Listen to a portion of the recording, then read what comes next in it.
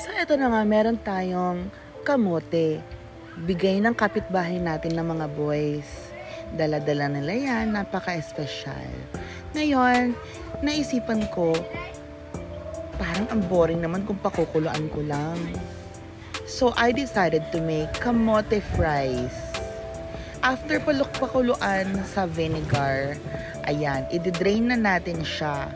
Pakukuluan mo lang yan sa vinegar para mawala yung pagka-antap.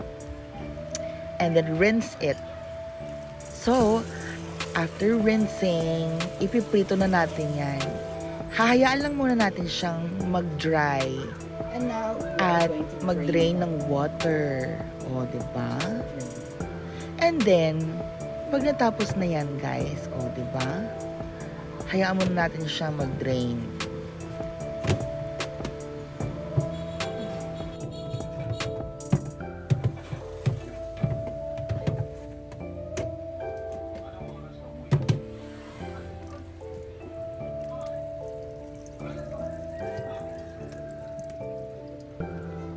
Now, we're going to fry.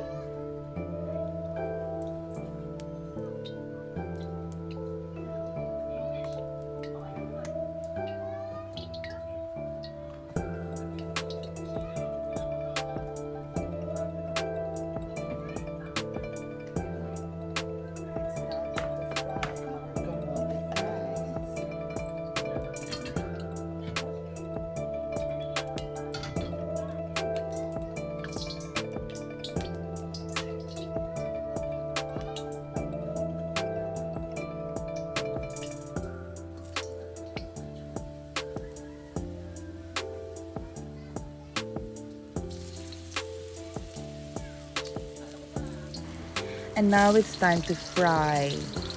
And let's fry our kamote fries. Gawin lang natin medyo crispy sa labas para ma-enjoy na natin. Diba?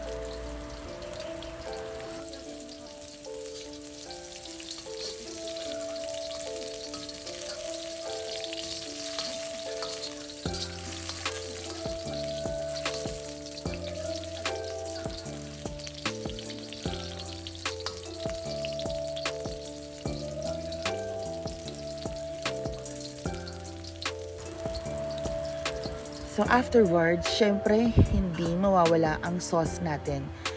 Ketchup and the garlic sauce. Lagyan mo na rin yan ng salt para masarap. Bye!